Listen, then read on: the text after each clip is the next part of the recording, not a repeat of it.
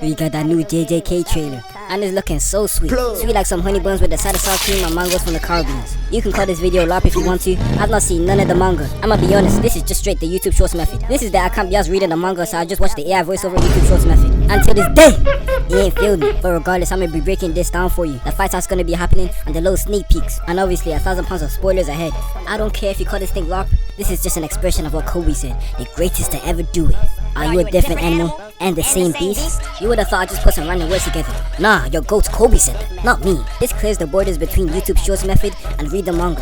There's pretty much no difference. If I wanted to become the greatest NBA player of all time and I copy MJ's blueprint, am I wrong for that? Hell nah! This is not LARPing, this is the true expression of greatness. In the very first scene, we see Kenjaku dropping the front gate prison room into the Japanese trench, which is 8,000 meters below sea level. Kenjaku done this because it makes it harder for Gojo to be unsealed, and if he becomes unsealed, the pressure difference between the prison room and 8,000 meters below sea level would absolutely fry his body. The pressure would be at such a difference that he will implode. He will shrivel up and start looking like a naked mole.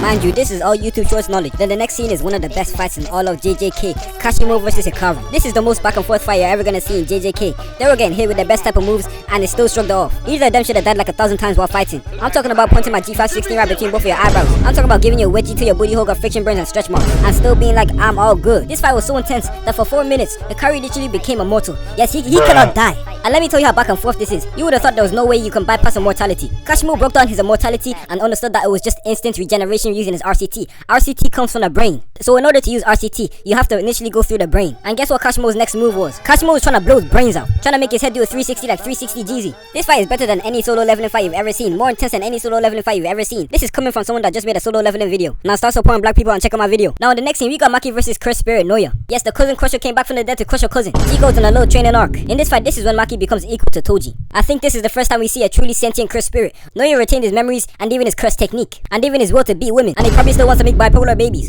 And became so powerful through becoming a cursed spirit. He obtained a domain expansion. And I ain't gonna lie bro, no YouTube show told me that Kenjaku became an American. I don't know what's going on over there. But I see Urume, which means this has something to do with Sukuna. But all I know is that he turned into a woman so he can get crushed by a man. He's gonna say that this was all part of the plan. But we all know he has some secret intentions, bro. Shout out the LGBTQ. Then we got the most goated fight. Yuki and Choso versus Kenjaku. And this is the 2v1 I can respect. Kenjaku got too many curses in his bag. The amount of preparation that went into this fight, you would have thought Kenjaku had a nuclear bomb in his back pocket. And Yuki had to take one for the team. She got nerfed. RP Yuki. And Kenjaku absorbed Tengen. Tengen is the one that actually looked like a naked mower. And this is what I have specifically been waiting for. Even if I did not use the YouTube Shorts method to know what's gonna happen, I would have known this would have been crazy. Megumi shaking like someone punched him in his chest and made his booty hole clench. I would have been screaming like I ain't got a speck of testosterone left in my body. He has nothing but fear in his eyes trying to spawn in my Haraga. And he ain't doing it for no reason. Look at his eyes. That's Sukuna. And at this point where you see Yuji scrambling out of ice, Fushiguro has been taken. Early within the series, Sukuna made a binding vow with Yuji, where he could come back for 1 minute. This binding vow was so meticulous that Sukuna made a deal where Yuji cannot remember any parts of the contract. When Sukuna took control of Yuji's body for a minute, he ripped off one of his fingers and shoved it down Megumi's throat. This is binding vows as his full fruition.